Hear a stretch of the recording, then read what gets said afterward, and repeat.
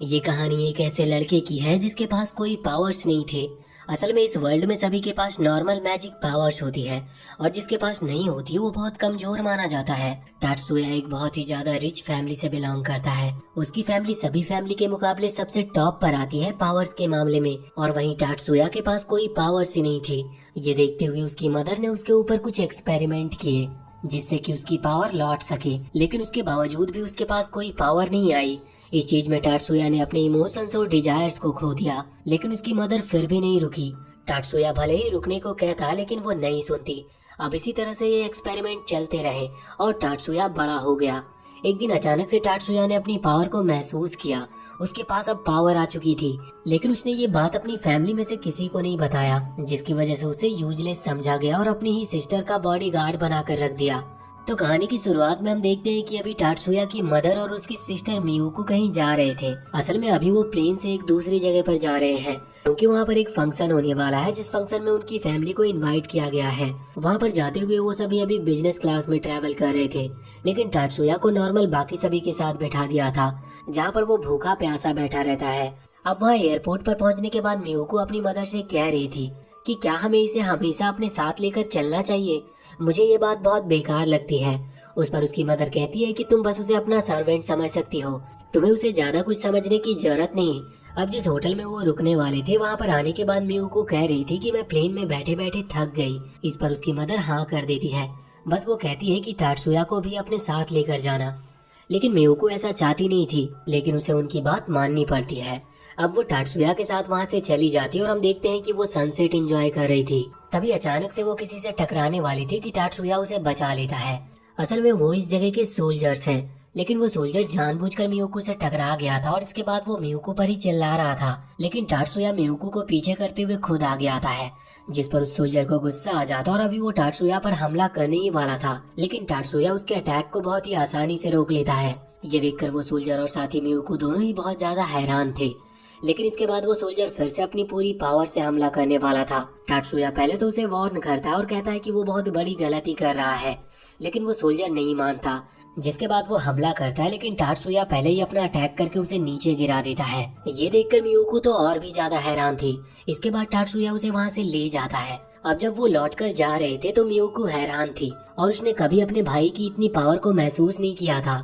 उसका टाटसुया को देखने का नजरिया बदल गया था। वापस लौटने के बाद वो सभी को बताती है कि टाटसुया ने उसकी जान बचाई, लेकिन टाटसुया कहता है वो बस ऑर्डर को फॉलो कर रहा था। इस पर उसकी मदर कहती है कि हाँ, ऐसा तुम्हें करना भी चाहिए। अब बाद में हम देखते हैं कि अभी टाटसुया की मदर की तबीयत थोड़ी खराब थी।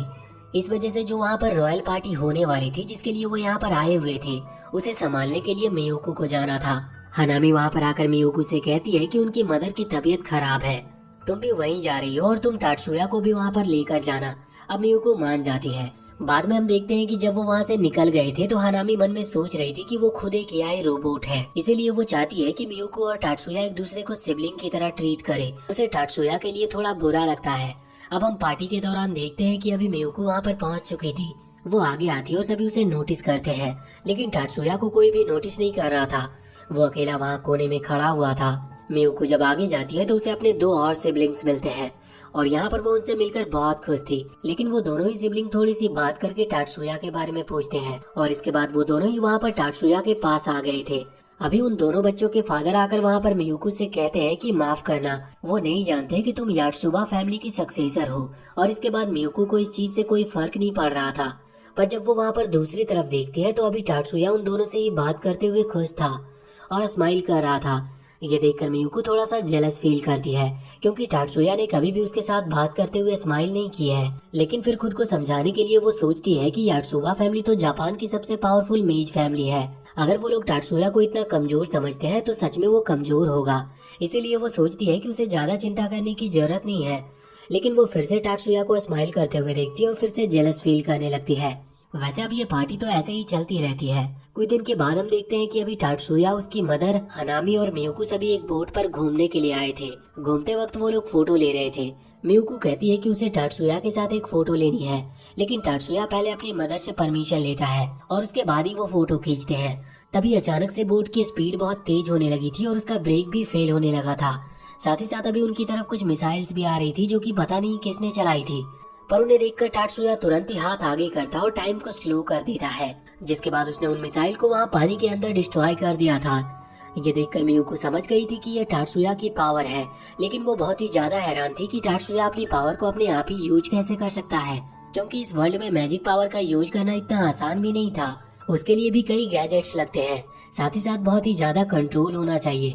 वैसे बाद में हम देखते हैं कि जब वो घर पर आते हैं तो वहाँ पर आर्मी कमांडर आया हुआ था।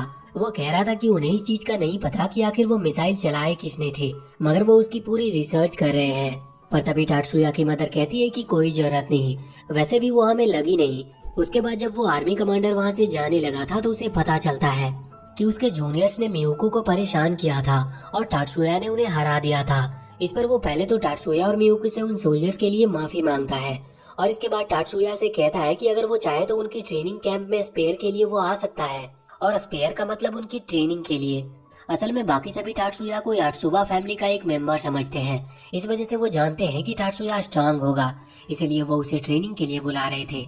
अब टाटसुया तो इसके बारे में सोच भी नहीं रहा था, लेकिन उसकी मदर कहती है कि उसे वहाँ पर जाना चाहिए, क्योंकि वैसे भी वो घर पर रह जाता है और उसे कुछ आता भी नहीं, तो इससे वो थोड़ा फाइट करना भी सीख लेगा। तभी मियुको कहती है कि उसे भी उसके साथ जाना है।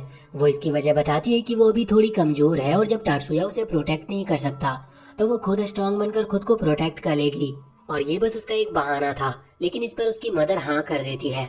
अब अगले सीन में हम देखते हैं कि वो उस जगह पर पहुंच चुके थे जहाँ पर अभी बाकी सभी सोल्जर्स की ट्रेनिंग चल रही थी। ये दोनों बस अभी वहाँ पर खड़े होकर उन्हें देख रहे थे।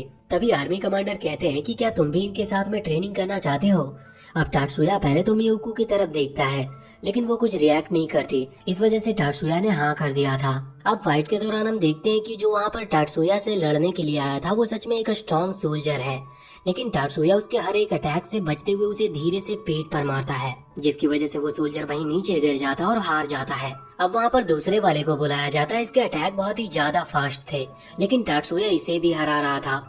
और यहाँ पर हम देखते हैं कि टाटसुया जब अटैक करता है तो वो सामने वाला सोल्जर भी उसके अटैक को रोक लेता है, क्योंकि टाटसुया पूरी पावर से हमला नहीं कर रहा था। अब जब सामने वाला सोल्जर टाटसुया पर हमला करने ही वाला था तो वो उसका हाथ पकड़कर उसे नीचे गिरा देता है और इसी के साथ वो हार चुका था। दूसरी तरफ हम देखते हैं कि मियुको तो अभी अपने भाई को लड़ते हुए देखकर हैरान थी, मगर तभी अब वो दूसरा सोल्जर जो कि टाटसुया को पहले मिला था वो यहाँ पर टाटसुया को फिर से चैलेंज करता है। वो रिवेंज लेना चाहता था उस दिन के लिए जिस दिन टाटसुया ने उसे मारा था। अब फाइट स्टार्ट होने वाली थी, लेकिन मियुको अभी चिंता कर रही थी, लेकिन टाटसुया कहता है कि उसे चिंता करने की कोई जरूरत नहीं है। अब फाइट स्टार्ट होती है और वो सोल्जर शुरुआत से ही अपने मैजिक पावर का इस्तेमाल कर रहा था। ये देखकर मियुको कहती है कि ये तो चीटिंग है, लेकिन टाटसुया कहता है कि ये चीटिंग नहीं, रियल वर्ल्ड में उनकी मुलाकात किसी मैजिशियन से भी हो सकती है जो कि मैजिक यूज करना जानता हो, और उससे लड़ते वक्त वो ये नहीं कह सकता कि ये तो चीटिंग है।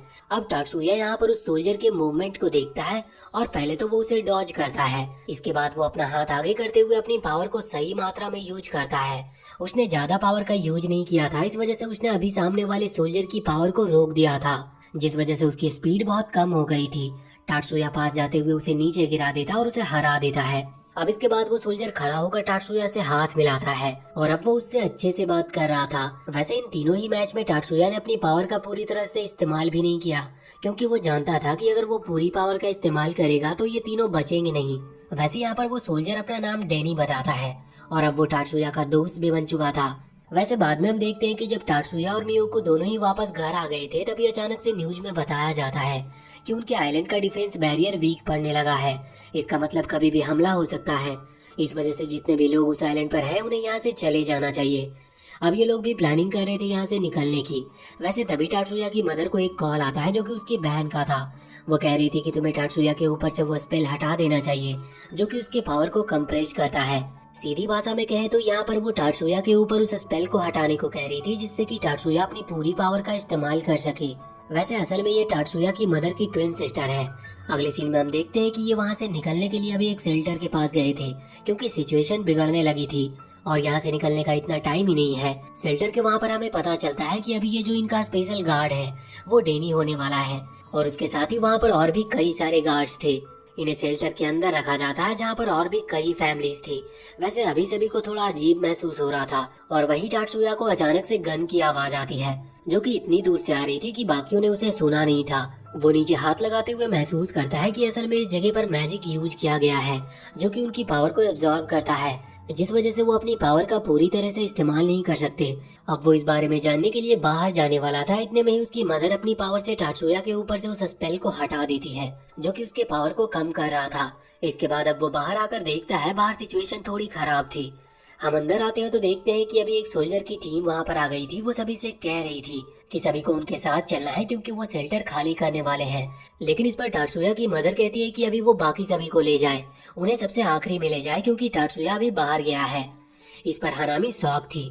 वो पूछती है कि क्या उन्हें टाटसुया की चिंता हो रही है, लेकिन इस पर वो कहती है कि नहीं, उन्हें सोल्जर पर भरोसा नहीं। हम देखते हैं कि ये बात सही थी क्योंकि अब वो सोल्जर सच में इन लोगों के ऊपर गन तान देते हैं। लेकिन उन्हें बचाते हुए हनामी सामने आ गई थी और उसने एक बैरियर क्रिएट कर लिया था। दूसरी तरफ अभी डेनी भी वहाँ पर आ जाता है जो उस सोल्जर को इस तरह से बिहेव करते हुए देखकर हैरान था।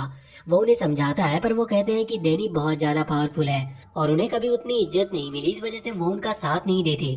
पर डेनी उन्हें समझा रहा था कि देखो, तुम्हें ऐसा करने की जरूरत नहीं है, ये बहुत बड़ी गलती हो सकती है और आखिर में तुम्हें कुछ हासिल नहीं होगा। अब वो मान गए थे और उन्होंने अपना गन नीचे कर लिया था। लेकिन इतने में ही हनामी अपनी पावर से एक सोल्जर को मार देती है। ये देखते हुए वो सोल्जर गुस्से में आ जाते और गन तानते हुए यहाँ इन तीनों पर ही गोली चला देते हैं। जिस चीज में मियुको, हनामी और उसकी मदर वहीं पर मारी गई थी। अब तभी वहाँ पर एक सर्कल क्रिएट होता है जो कि एक पोर्टल था। उसके थ्रू टाटसुया वहाँ पर आ गया था। उसने वहाँ पर आते ही उन सभी सोल्जर को एक एक करके खत्म करना स्टार्ट कर दिया था। इसके बाद हम देखते हैं कि मियुको वहाँ पर नीचे पड़ी हुई थी और वो अभी पूरी तरह से मरी नहीं थी। इस वजह से टाटसुया वहाँ आ गया था और उसके चेस्ट पर हाथ रखते हुए अपनी मैजिक पावर से पहले तो उसे हील करने लगता है। यहाँ पर हम मियुको के माइंड के अंदर देखते हैं, वो अभी टाटसुया की आवाज सुन पा रही थी मगर वो सोच रही थी कि वो उसे आखिर बचा क्यों रहा है, जबकि उसने जो कुछ भी किया उसके बाद टाटसुया को उसे माफ नहीं करना चाहिए। उसे भी इस चीज का बुरा लग रहा था और वो सोचती है कि उसे मर ही जाना चाहिए। पर तभी अचानक से उसकी आंखें रियल वर्ल्ड में खुलती है और वो देखकर हैरान थी कि अब वो जिंदा है। वो सोच रही थी कि क्या सच में टाटसुया किसी को भी जिंदा कर सकता है। ये पावर बहुत ही ज्यादा बड़ी पावर है। तभी हम देखते हैं कि वहाँ पर मियुको की मदर पूरी तरह से मर चुकी थी, उनकी सांसें भी रुक गई थी। लेकिन इसके बाद टाटसुया अपने पास से एक गन निकालता है जिसके थ्रू वो अपनी पूरी एनर्जी का यूज करते हुए उन्हें भी वापस से लाइफ दे देता है। साथ ही यहाँ पर हनामी भी फिर से जिंदा हो गई थी। ये देखकर मियुको और भी ज्यादा हैरान थी। साथ ही साथ यहाँ पर हनामी भी शौक थी क्योंकि उसे इस बारे में नहीं पता था। वो कहती है कि इस धरती पर ऐसी कोई भी हीलिंग पावर नहीं जो कि एक मरे हुए को जिंदा कर सके। तभी हम देखते हैं कि वहाँ पर आर्मी कमांडर आ जाता है और इस सब के लिए उनसे माफी मांगता है। वो लोग उसे माफ कर देते हैं लेकिन टाटसुया कहता है कि उसे आर्मी का सूट और टैंक चाहिए क्योंकि वो जानता था कि ये अटैक कहाँ पर हो रहा है। इस वजह से उसे आर्मी की मदद करनी थी। ये सुनकर आर्मी कमांडर हैरान थे लेकिन वो इसके लिए मान जाते हैं। वो कहते हैं कि अगर कोई भी सरेंडर करना चाहे तो तुम्हें उसे छोड़ना होगा। पर टाटसुया कहता है कि वो ऐसा बिल्कुल नहीं करने वाला क्योंकि उन लोगों ने बहुत बड़ी गलती की है। बाद में जब टाटसुया जाने वाला था तभी वहाँ पर मियुको आकर उससे कहती है कि वो क्यों जा रहा है, वहाँ पर बहुत खतरा होने वाला है। लेकिन इस पर टाटसुया कहता है कि नहीं, जिन लोगों ने उसकी सिस्टर को चोट पहुंचाई वो उन्हें नहीं छोड़ेगा। साथ ही यहाँ पर वो बातों ही बातों में अपनी सीक्रेट को भी रिवील कर देता है। वो कहता है कि इस पूरे वर्ल्ड में उसके लिए उसकी छोटी बहन से ज्यादा और कोई खास नहीं। अगर कोई उसे चोट पहुंचाने की कोशिश करेगा तो इसके लिए वो पूरे प्लेनेट को भी डिस्ट्रॉय कर सकता है। और इतना कहते हुए वो वहाँ से चला जाता है। दूसरी तरफ हम देखते हैं कि वहाँ पर वो जो लोग हमला कर रहे थे वो बहुत ही ज्यादा लोग लेकर आए थे और वो अभी पानी के थ्रू इसी आइलैंड पर आ रहे थे और वहाँ पर हमला कर रहे थे। टाटसुया भी वहाँ पर अपने टैंक के साथ पहुँच जाता है। वो कुछ लोगों को तो अपनी पावर के साथ डिलीट ही करता जा रहा था मगर इस चीज में उसे एक एक करके बहुत ज्यादा टाइम लगने वाला था। साथ